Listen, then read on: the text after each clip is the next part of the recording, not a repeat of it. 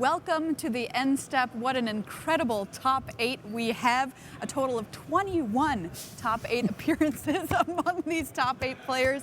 It's just insane. Ian Duke joins me at the news desk alongside Rich Hagan. Ian, you've picked out a card of the day for us. I have, and it's a little bit of an oddball, but hear me out on this. So my card of the day is Whirler Virtuoso. I beg your pardon? And I know what you're thinking, Rich. You're thinking I'm being cagey or that I'm downright disingenuous by not naming Aetherworks Marvel instead.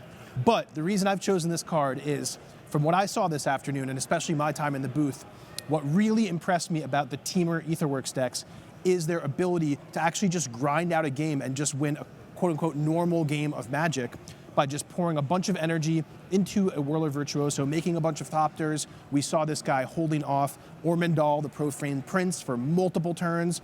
We saw it create 8 Thopters end of turn, in response to a removal spell, then just turn the game into a race all of a sudden. And for me, this is kind of representative of that whole big energy package that goes into that deck and its ability to be resilient and to win, a grindy long-term game.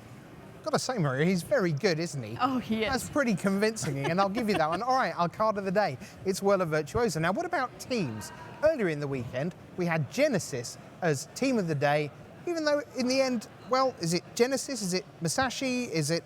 Well, let's find out. Let's ask Brian David Marshall. Who you got? Thanks, Rich. It is indeed Team Genesis, really, led by that Mother's Day competitor, Martin Mueller. He's going to be playing tomorrow on Sunday, and he's going to be really pulling his team forward in the standings here. They were in 11th place, and they really, really needed to spike a Pro Tour finish if they were going to move up that list and get in within shooting distance of the top 4. You have a lot of other solid finishes here. You saw Seth Manfield still playing in the late rounds. You saw Michael Major still playing in the late rounds. You saw Brad Nelson still playing in the late rounds. Those guys are all going to be accruing pro points and contributing very similar to what they did at the last Pro Tour where they finished 11th. But now with Martin Mueller and his eyes on getting through that elimination bracket, the sky's the limit for them, and they could be very well find themselves in a top 4 position going into Kyoto. They're my team of the day. Thanks very much to BDM. Now, bear in mind, in the top 8, Masashi, who were co-leaders of the tournament in the team series, they've got 2 people in the top 8. It's absurd. Ken Yukihiro and Yuya Watanabe. So taking up a quarter of the top 8 is Team Masashi. They've had a great weekend too. We'll see what happens in the team series tomorrow. So what about a match of the day? Well, there's plenty to choose from, and over behind us in the feature match area, Tim and Kenji are ready to tell us what the match of the day was. Go on then.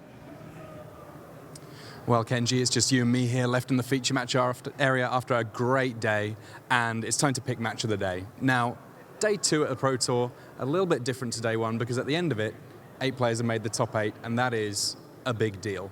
Part of what my pick is all about for this one is not just the match itself, but what it meant, and that was the match between Mueller and Christian Calcano. It was a very back and forth match until game 3.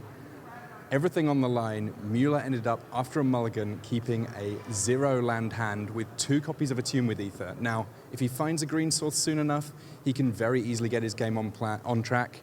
If he doesn't, well, Calcano's zombies run him over. And as it happens, Calcano did not have a very aggressive starting hand, but when he saw no land on turn 1 from Mueller, he thought, you know what, the door might be open. He got there, it meant a huge amount to him, and I know a lot of his fans. He made top 8. That, for me, was match of the day. For you? Similarly, Martin Mueller's match versus William Huey Jensen was a good one for me because in their game 3, it was so back and forth. Martin Mueller activated Aetherworks Marvel, I think, 6 times, never actually finding an Ulamog until, the very last one. I think he won with a Chandra Flamecaller, wiping the board and getting through with a big Tireless Tracker, wiping out a Noxious Gearhulk and a few other creatures. But I like the contrast and comparison with Christian Calcano's interview at the very end. Of course, everybody was cheering for him. He was very emotional. And then when we went up with Martin Mueller, well, he had a little faux pas. It was a little bit funny for the opposite reason, but that was my favorite match of the day. Yeah, the last Ulamog got him there, and you know what? We've had a bunch of great matches in this feature match area, but the ones that make top 8, they feel kind of special. Thanks so much, Tim and Kenji. Well, we've had card of the day, we've had team of the day, we've had match of the day. It's time for player of the day with BDM.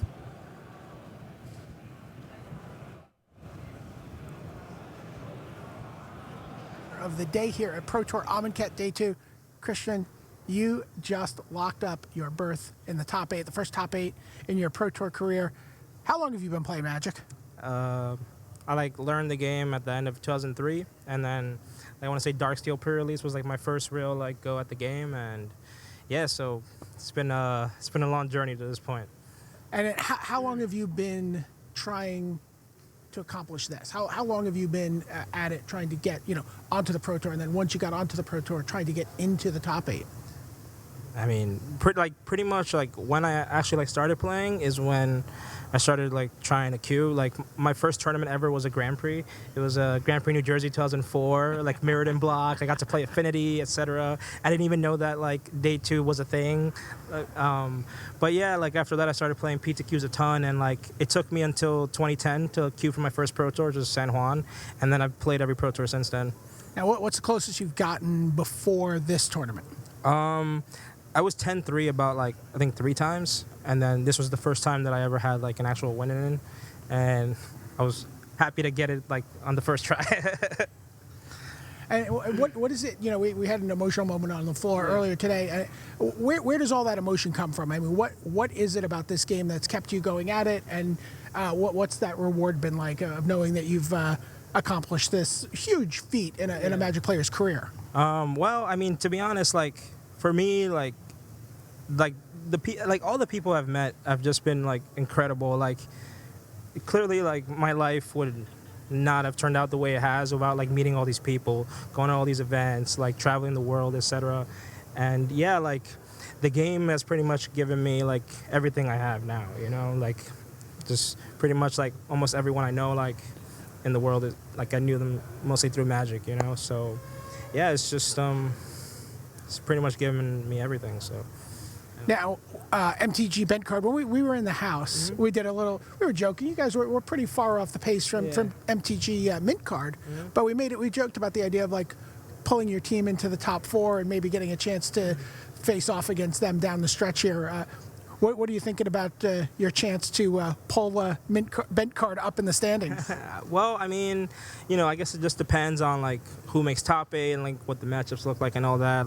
Obviously we'll test tonight. But yeah, I'm just all I'm pretty much the mindset that has given me success, and it's really hard to stay in it because we all care a lot about the game, so it's easy to be upset or whenever when you lose, etc. And it's not always easy to stay focused, but that's all I'm trying to do is just stay focused on playing as well as I can and just hope that in the end that I win. But if I don't, that's just how the game works because that's Magic. But yeah, I'm just hoping that I do get there. On to checking off the next box on the accomplishment list. Hopefully the next one is to win the tournament, so be a Pro Tour champion, and that's the goal, and hopefully I can get there tomorrow. All right, Christian, good luck this weekend, and good luck down the rest of the season. Thanks. Thanks so much, BDM. Great stuff. All right, Rich, let's take a look at those teams. Right, so the first thing I want to say, if you just take a look there at the top 20, and particularly the top 8, how many of the top 8 are on a team? 8. 8 of 8. And then 17 of the top 20. The best players in the world are getting into rooms of 6, and sometimes 12. In the case of the Dex teams, 18. And fundamentally, they are changing the way that Magic is played because the professionalism that they are starting to show, you see the teams succeeding as a group. So we saw 4 of Masashi go 3-0 in draft on day 1. That doesn't happen because one of them played a bit of Magic online. That happens because they worked as a team. We saw 4 of Team Genesis in contention down the stretch because they worked as a team. And although none are in the top 8, you see William Jensen, Owen Turtenwald, Reed Duke from Magic Puzzle Quest, 3 in the top 20. Again, it's not because they're just good at Magic, though they're all outstanding at Magic. It's because they're starting to figure out just what a team can accomplish. And when you see people like Christian Calcano in the top 8, and you see Chris Fennell and the great story of Lingering Souls, you see that teams really are starting to matter here. And that's really exciting because I think it was Martin Miller who said, amongst several other things he said, Magic is just more fun when you win with your friends. And that's what we're seeing. And tomorrow there's a lot of people rooting for this incredible top 8. Yeah, spectacular lineup. Ian, I'm wondering, what are you most looking forward to tomorrow? I mean, besides just awesome games of Magic, I mean, Ulamogs smashing other Ulamogs, noxious Gear Hulks, all that kind of crazy stuff.